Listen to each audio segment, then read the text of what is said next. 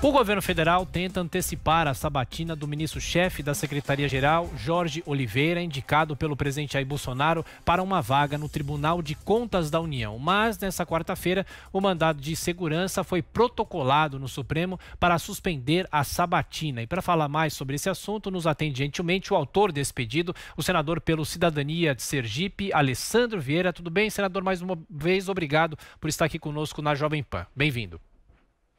Bom dia a todos. Senador, essa indicação foi precipitada na avaliação do senhor. Por que essa interpelação?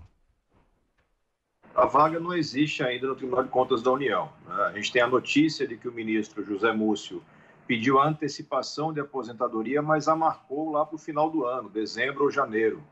Só quando acontecer de verdade, concretizar de verdade a aposentadoria, que você vai ter a vaga. E aí se abre a possibilidade de indicação e depois de sabatina.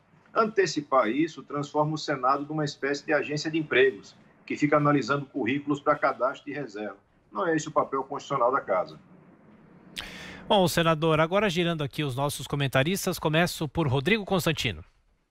Bom dia, senador. Eu quero desviar um pouco do assunto. Tem, por conta dessa decisão toda aí envolvendo o André do Rep e tudo, pedidos novos de impeachment agora, dessa vez envolvendo o Marco Aurélio Mello. Isso pode, de alguma forma, reacender aquele debate sobre um eventual impeachment de ministros do Supremo, uma função que cabe ao Senado e, inclusive, seria talvez muito importante aí para mostrar de fato a independência de poderes? Infelizmente, enquanto a gente não tiver uma modificação no nosso regimento interno, o poder fica concentrado nas mãos do presidente da Casa. E Davi Alcolumbre já tem nas suas gavetas algo como 40 pedidos de impeachment de vários ministros.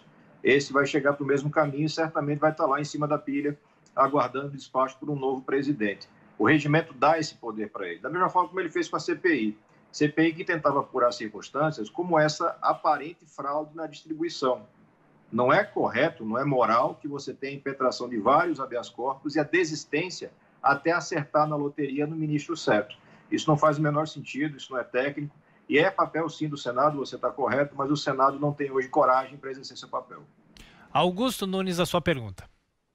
Senador, eu acho que as sabatinas, de modo geral, realizadas pelo Senado para examinar se alguém pode ou deve ou não ser nomeado para determinado cargo, eu acho que são constrangedoras, porque não passam de trocas de elogios, parece um chá de senhoras. Já existem senadores em número suficiente para fazer uma sabatina de verdade, seja qual for o sabatinado e seja qual for o cargo para o qual ele será nomeado? Nós teremos certamente senadores que farão seu papel com dignidade, cobrando explicações sobre pontos como, por exemplo, o currículo do indicado ou suas relações pessoais de amizade com políticos e figuras importantes que são denunciadas e processadas no próprio Supremo Tribunal Federal. Verificar se ele acha natural que indicações para a Suprema Corte aconteçam em churrascadas, em jantares. Isso vai ser questionado nessa sabatina, mas infelizmente a maioria deve seguir essa regra do compadrio e do tapinha nas costas. A gente tem muita coisa para mudar no Senado e no Brasil. Senador, um ponto também em discussão, toda vez que se nomeia, ou pelo menos o presidente da República indica um novo nome para o Supremo Tribunal Federal, é feita a discussão, será que esse formato de escolha deveria ser alterado? O senhor concorda com isso? É possível apresentar projetos para alterar isso? Esses projetos já foram apresentados, você tem várias PECs tramitando na Casa, algumas delas muito oportunas. O estabelecimento de mandato para o ministro indicado é muito importante. Vários países da Europa já usam esse modelo, 8 a 10 anos de mandato. Não é razoável você imaginar que essa indicação vai persistir por 27 anos na Suprema Corte. Então, um erro cometido agora, como é muito claramente um erro a nomeação do Dias Toffoli, que é um cidadão com conhecimento jurídico muito abaixo daquilo que se exige para um ministro do Supremo e com reputação muito abaixo daquela que se demanda para um ministro de Suprema Corte, é indicado e vai passar lá 30, 35 anos. Isso é uma coisa que tem que ser corrigida. Mas, infelizmente, a resistência do próprio judiciário é imensa. Não são poucos os recados que chegam à Casa apontando que qualquer modificação vai ser entendida como de vício de iniciativa, ou seja, só eles podem propor as alterações na própria Corte. Assim, o Brasil vai ter que, cada vez mais, entender o tamanho do problema e caminhar para soluções. A gente vem lutando por isso desde o primeiro mês de legislatura. A gente sabe que a Suprema Corte é hoje um foco de problemas para o Brasil como um todo. Constantino. Senador, o senhor mencionou que o Davi Alcolumbre tem os processos, mas engaveta e o regimento permite isso.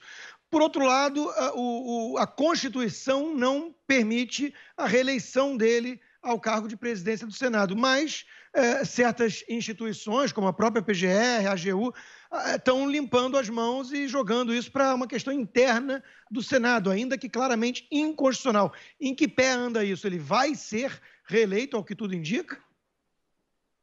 Nós estamos trabalhando contra essa possibilidade, ela é inconstitucional. A gente chegou a peticionar junto ao próprio Supremo Tribunal Federal, apontando e juntando pareceres de juristas, enfim, mostrando que é óbvio, é literal, é inconstitucional essa reeleição. Mas nesse ambiente, onde as coisas se resolvem nos jantares, cafés, enfim, à base de tubaína, a gente não tem como prever como vai se portar o Supremo Tribunal Federal. Eu ainda confio que dentre os 11 ministros, pelo menos 6 terão a capacidade de ler a Constituição ao pé do que está escrito. E se fizerem isso, é muito claro que será impossível a reeleição do senador Davi Alcolumbre. Augusto?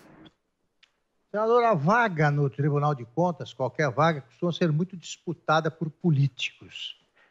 O ex-presidente José Sarney vive repetindo que política só tem porta de entrada, né? Ninguém deixa de fazer política depois que você começa a seguir essa carreira. O senhor acha que os políticos indicados para o Tribunal de Contas fazem política lá também? Sem dúvida. Mesma realidade que se repete nas cortes estaduais. O Tribunal de Contas, para deixar de ser um tribunal de faz de contas, precisa passar por uma alteração muito grande. Você tem lá hoje um quadro técnico de altíssima qualidade.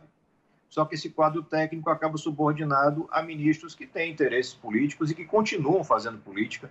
Não raro, alguns deles são investigados e denunciados. Isso persiste num ciclo vicioso aqui em Brasília, que tranca o país, atrasa o país. É preciso modificar a realidade e também outro ponto onde você tem vários projetos em tramitação no Congresso, mas que não avançam por um claro conluio de interesses de poderosos. Senador, para fechar nossa entrevista, em relação ao TCU, o senhor está tentando impedir a sabatina para o comando, ou pelo menos a ocupação da cadeira no TCU, mas será que em relação ao Supremo não foi a mesma coisa, não foi o mesmo formato? O indicado veio antes do ministro Celso de Mello deixar o cargo? A formalização e o próprio agendamento da sabatina ocorreu após a confirmação da aposentadoria. A gente vai ter a sabatina prevista, salvo engano, para o dia 21, a aposentadoria dia 13. Foi um cuidado que a presidente da CCJ, Simone Tebet, verbalizou